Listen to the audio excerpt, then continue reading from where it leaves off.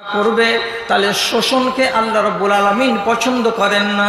তাই তোমাদের মতো মানুষগুলোর জন্য শেষ ডিক্লারেশন হলো এটাই, ফাজানু বিহারবিন মিনাল্লাহি ওয়া রাসূলিহি, তোমার সঙ্গে আল্লাহ এবং রাসূলের লড়াই হবে, তোমার সঙ্গে আল্লাহ এবং রাসূলের যুদ্ধ হবে। এবার তুমি কোমর বেঁধে তৈরি হও, তুমি আল্লাহর সঙ্গে লড়ে পারবে কি পারবে না, তুমি রাসূলের সঙ্গে লড়াই করে পারবে কি পারবে না।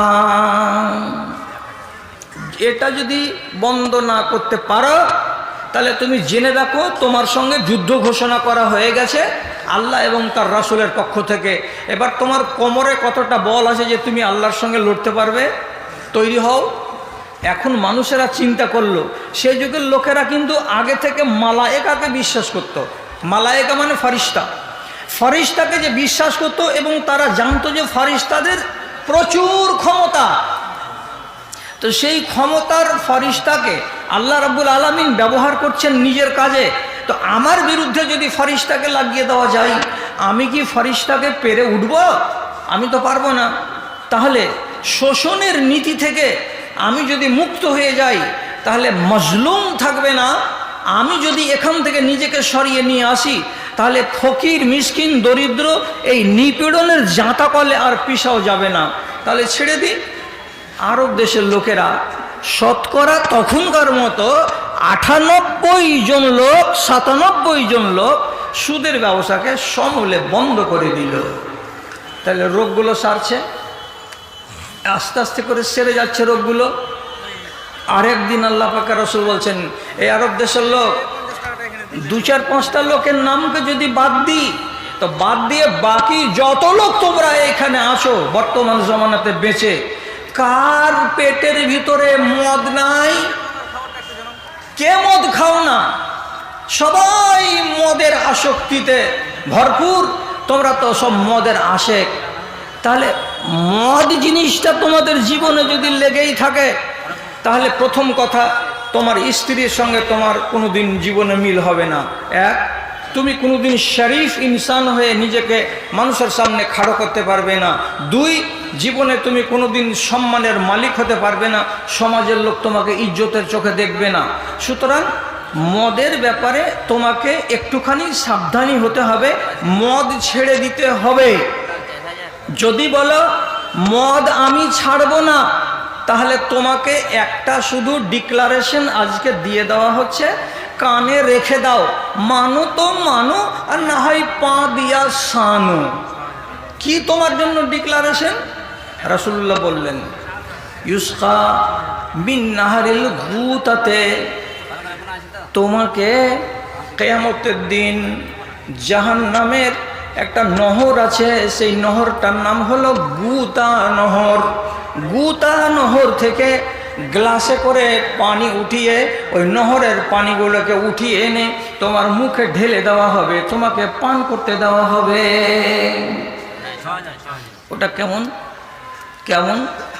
তো রাসূলুল্লাহ বলছেন, নাহারুন ইয়াজরি মিন ফুরুজিল মুমিসাতে, দুনিয়াতে যত বেশ্যা মেয়ে ছেলে আছে, দুনিয়াতে যত জানিয়া বেটে ছেলে আছে, যারা হারাম উপায়ে মেলামেশা করে, ওই সমস্ত রমণীদের শরম গা থেকে ওই সমস্ত মেয়ে ছেলেদের লজ্জাস্থান দিয়ে চুয়ে চুয়ে চুয়ে চুয়ে একগুলো পচা পানি বের হবে এবং হয়ে এক জায়গায় জমা হবে।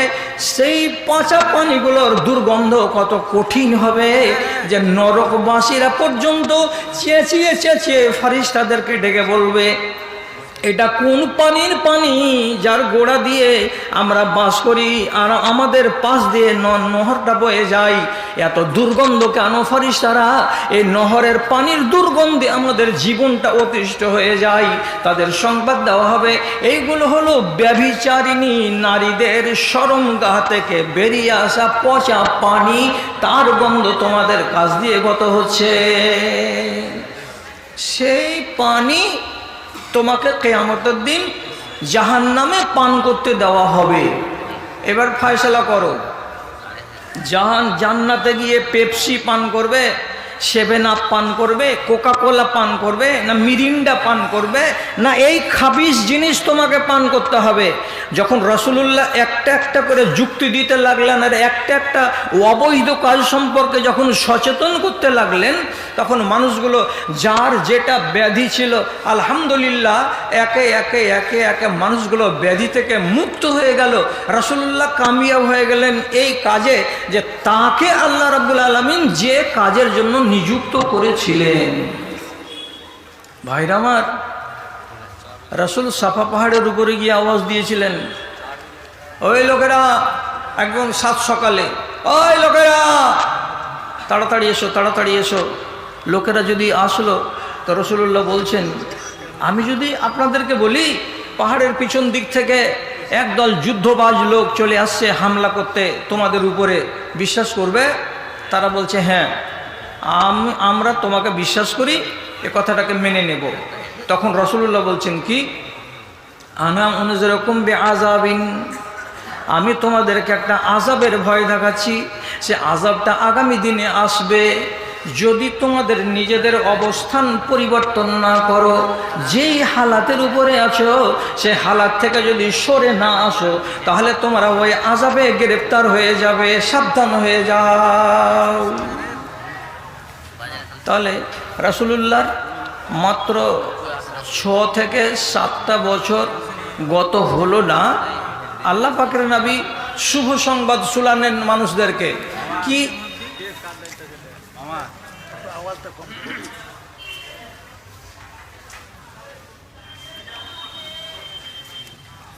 শুভ সংবাদ শোনালেন?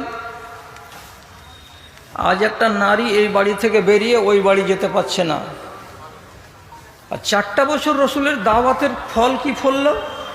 রাসূলুল্লাহ নিজে বলছেন, হাত্তা তুসাফির আল মারাত মিন মাক্কাতা ইলা হাদরামাউত ওয়ালা তাখাফুনা ইল্লাল্লাহ। ইয়ামান দেশের হাজরামাউত শহর থেকে মক্কা নগরী উটের পিঠে চড়ে 7 দিন আসতে সময় লাগবে আর 7 দিন যেতে সময় লাগবে। অথচ একটা যুবতী বেটি ছেলে সাথে স্বামীকে নিবে না, বাপকে নিবে না, ভাইকে নিবে না, একাই উটের পিঠে চড়বে আর একাই কাবা শরীফে চলে আসবে, আর তওয়াফ করে নেওয়ার পর আবার একাই বাড়ি ফিরে চলে যাবে। সেখানে কোনো মানুষের তাকে ভয় হবে না, তার আবরুকে কেউ লুটে নিবে তার কোনো ভয় হবে না, কেউ তাকে ছিনতাই করে নিবে তার কোনো ভয় হবে না। রাস্তাঘাট, দেশ, জমিন, মাটি সমস্ত শান্তিতে ভরে যাবে, আর চারিদিকে চারিদিকে শুধু শান্তি আর শান্তি বিরাজ করবে। দেখতে পেলেন রাসূলুল্লাহ নিজের চোখে। তাহলে যেই মানুষগুলোর জীবন গ্লানিতে ভর্তি ছিল, সেই মানুষগুলো রাসূলুল্লাহর দাওয়াতকে কবুল করে নিয়ে শুধরে গেলেন। কতটা শুধরিলেন? কতটা শুধরিলেন? যদি আপনার গায়ে গুনাহ থাকে আর গুনাহ নিয়ে মরেন, তাহলে ঈমানও আছে, পাপও আছে, আপনি হলেন মুসলমান। আর সামান্য কিঞ্চিত যদি থাকে গুনাহ আর বেশিরভাগ যদি নেকি থাকে, তা আপনি মরলেন মুমিন হয়ে। তফাৎ কি? মুমিন মরে সরাসরি জান্নাতি, মুসলমান হয়ে মরে আগে জাহান্নামী তারপরে জান্নাতি। মুনাফিক মরে গেলে জাহান্নামী অনাদি অনন্তকাল, এবং কাফের যদি মরে যায় তো অনাদি অনন্তকাল ধরে জাহান্নামী। তাহলে মুসলমান আর মুমিনের ভেতরে এই তারতম্য। সাহাবায়ে কেরাম নিজেদেরকে বদলে নিলেন। কতটা বদলাতে পেরেছিলেন সেই লোকগুলো আরব দেশের? বাস একটা দলিল দিই আপনাকে।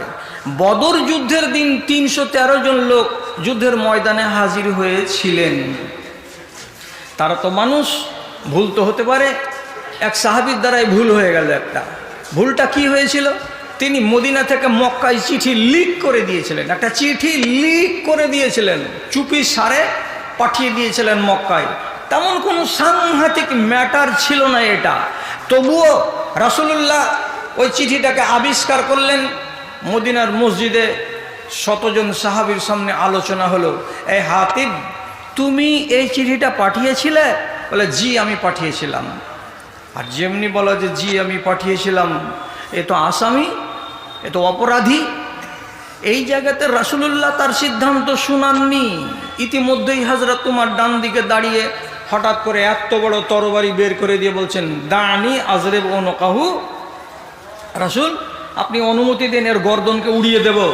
এত বড় গাদ্দারি করেছে আমাদের সঙ্গে, আর এ আমাদের সাথী, একে মার্ডার করে দেওয়া যাবে এক্ষুনি, আপনি অনুমতি দিন। রাসূলুল্লাহ বলছেন, থামো থামো, এত লাফাবে না। কেন লাফাবে না? কেন? 313 জন সাহাবী সম্পর্কে আল্লাহ রাব্বুল আলামিন কোরআনে বলছেন, ইমালু মা শিতুম কাদ গাফারতু লাকুম। ওরে আমার 313 জন সাহাবী, দুর্দিনে যারা নিজের জীবনকে হাতের তালুতে করে ময়দানে চলে গেছিলে 1000 জন কাফেরের সঙ্গে মোকাবিলা করার জন্য, সেই মুসলমানগুলোর ওই দিনের কুরবানিকে আল্লাহ তাআলা কত পছন্দ করেছেন যে আল্লাহ নিজেই কোরআন মাজিদে ডিক্লারেশন দিয়ে বলছেন, ওরে আমার 313 জন সাহাবী, তোমাদের মনে যা লাগে তোমরা তাই করো, তোমাদের মনে যা আর আসে তাই তোমরা করো, তোমাদের গুনাহ খাতাকে সব মাফ করে দেওয়া হয়েছে, সব মাফ করে দেওয়া হয়েছে।